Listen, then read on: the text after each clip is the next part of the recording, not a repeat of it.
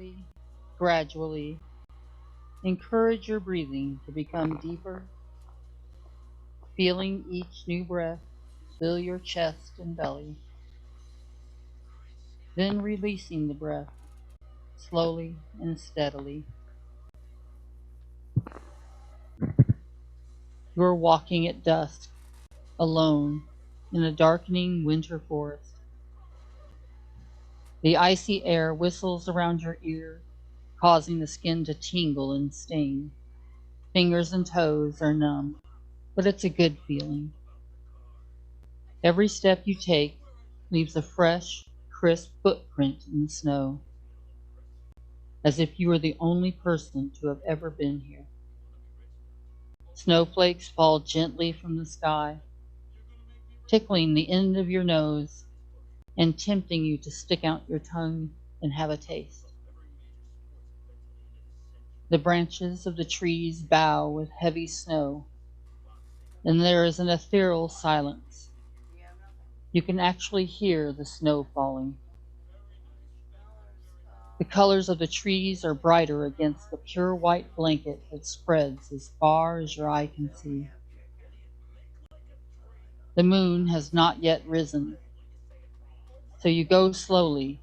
The snowy path is barely visible in the glimmering light of the cold stars above. Possibly you tread slowly because you're tired and worried, and your heart may be heavy with old sorrows. You know that in the new year ahead there will be new challenges, new perils, new uncertainties, and new griefs to face. And even if you are content with your own life, you cannot help knowing that many others are not so fortunate. At this time of year, it is very easy to be sad. The longest night of the year is coming, the eve of winter solstice. Our days are short and often gray, the sun hidden behind dark clouds. Not far away from these dark woods, people scurry to and fro in a blaze of colored lights, bent under a heavy burden of their own and others' expectations, struggling to keep up traditions that may be no more than dry husks now, long empty of the meaning they once held. How much of true joy is there in the frantic buying and selling, in all the anxious bustle of the season?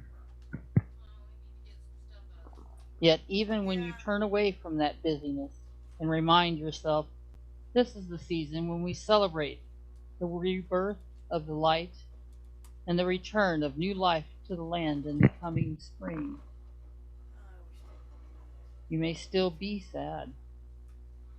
For in our lives, or in the lives of many of our sisters and brothers around the world, love, forgiveness, stability, and peace may be in short supply.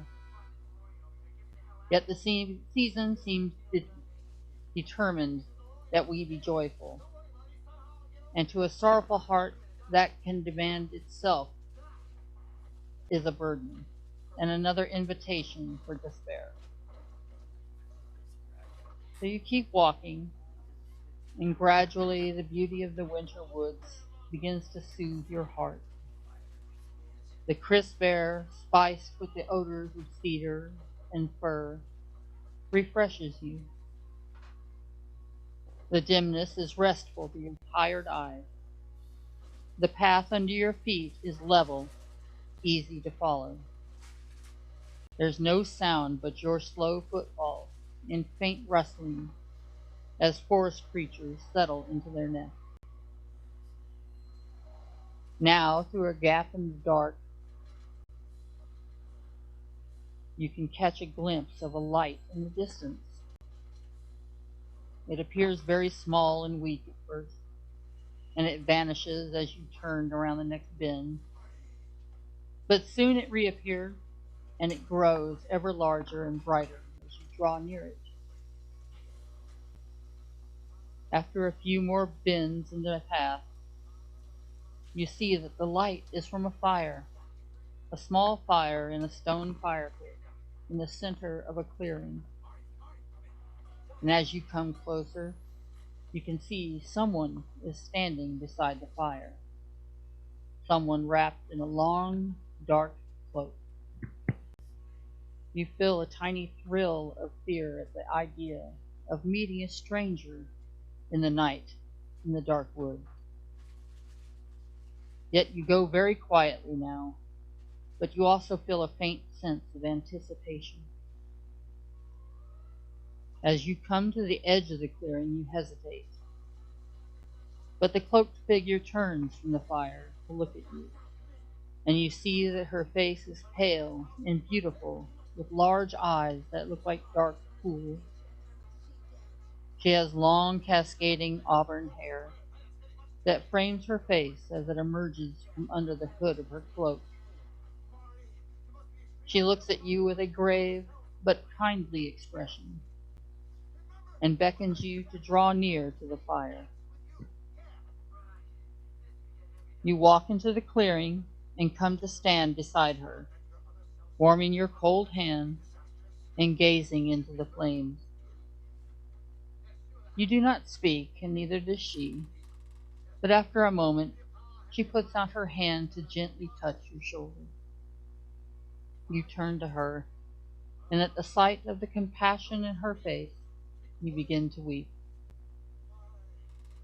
She puts her strong arm around you and murmurs into your ear, "Go ahead and weep, child. Here and now, it is safe to lay down the burden of forced cheerfulness and let yourself be sad. Let yourself give up the weary struggle to hold your head above the bitter tide of sorrow. Let it wash over you. Acknowledge all your griefs and hurts of the past year and of many years past. Mourn for your dead, honor dead friends, and your vanished hopes. Give in completely to your pain. You have nothing to fear from the darkness, she tells you. For she is our mother, and she is the mother of the light. Surrender now to the dark, my child. Lay your weary head on my shoulder, and let your healing tears flow. Forget all your duties and burdens for a while. For nothing is required of you in this time and place, but to wait and to rest and to grieve. The light cannot be reborn until the darkness is complete." So she holds you as you mourn, as you reveal the litany of all your losses and griefs and defeats, as you show her the scars and half-healed wounds of old battles, as you tell her all your fears for the future, even the most secret and humiliating fears that you have never told anyone, that you have hardly acknowledged even to yourself. When the darkness is complete and you are at peace, you open your eyes. Looking around, you realize you are alone. You look down and you see only your footsteps in the snow. But then you notice a perfect set of deer tracks next to your own. It had been the deer mother there for you in your time of need. And as you turn to leave, you feel happier. You know she has left you with a promise to bring back the light in the spring. Until then, kindle her light within you, pushing back the darkness.